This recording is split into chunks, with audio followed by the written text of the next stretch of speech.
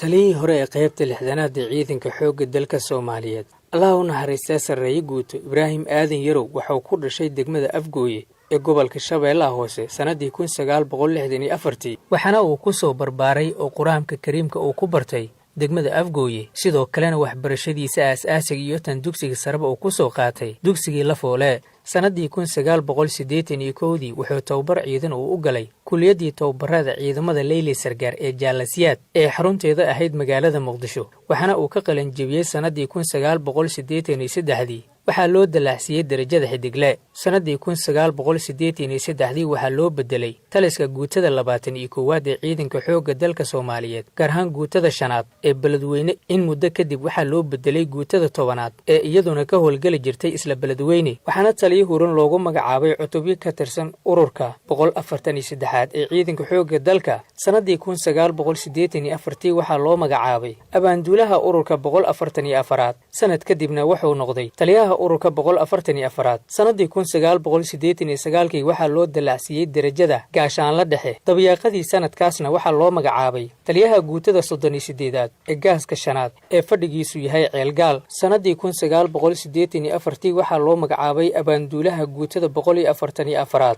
sanad kadibna waxa uu noqday taliyaha ururka 144aad sanadii 1989 waxaa loo dalacsiyay darajada gaashaanla dhexe dabiiqadii sanadkaasna waxaa loo magacaabay taliyaha guutada 38aad ee gaaska 5aad ee fadhigiisu yahay Ceelgaal sanadii 1991 wuxuu ka mid ahaa saraakiishii ka tirsaneed ciidanka xoogga dalka Soomaaliyeed iyo askartii uu saameeyay burburkii ka dhacay guud ahaan dalkeena Soomaaliya sanadkii 2000 markii dalka ay ka carartay dawladii ku meel gaarka ahayd ee uu madaxweyne ka ahaa Allah u naxariistay madaxweyne Cabdiqaasim Salaad Xasan dib ayaa loo yagleelay ciidanka xoogga dalka Soomaaliyeed waxaana abaanduulo looga dhigay guutada 6aad ee kumaandooska Danab ee saldhigeedu yahay dugsiga tababarada ciidanka kumaandooska Kabahirig iyo Haradii Laanta Buure sanadii 2007 bishii Janaayo waxaa loo magacaabay taliyihii keedka hubka iyo rasaasta iyo shidaalka ciidamada xoogga dalka Soomaaliyeed isla sanadkaas gudihiisa waxaa loo magacaabay taliyihii ururka 3aad ee argagixisada ka saaray magaalada Muqdisho ee caasimadda Soomaaliya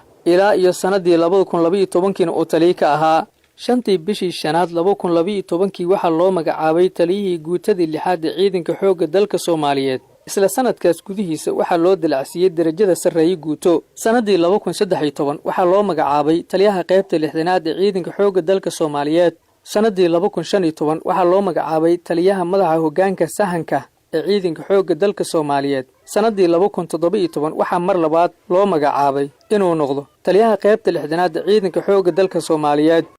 Rabbi naxariistii jannaha ka waraabiya sarreeye guuto Ibraahim Aadan Yarow wuxuu ahaa rugcadaa ciidan iyo waaye arag dalka iyo dadkaba u soo shaqeeyay si daacadnimo iyo geesinimo ay ku dheexan tahay saraakiishii ay wada shaqeynayeen waxay ii sheegeen inuu ahaa shakhsi Soomaalinimadu ay ku weyn tahay misna wadani ah xaalado kala duwan oo adagna dalka ugu soo shaqeeyay deegaano iyo degmooyin fara badan oo dalkeena ka mid ah ka xoreeyay cadawga ayadoo si aad loogu xasuusto dagaalkii argagixisada loogu saaray caasimadda dalka ee Muqdisho 2011 howlgaladii lagu xoreeyay kooxda argagixisada gobolada Shabeellaha Hoose Bay iyo Bakool Allah u naxariistay Generaal Ibraahim Aadan Yarow maalmo kooban ayuu ku xanuunsanaa gudaha dalka wuxuu ku geeriyooday magaalada Muqdisho 3 bishii 12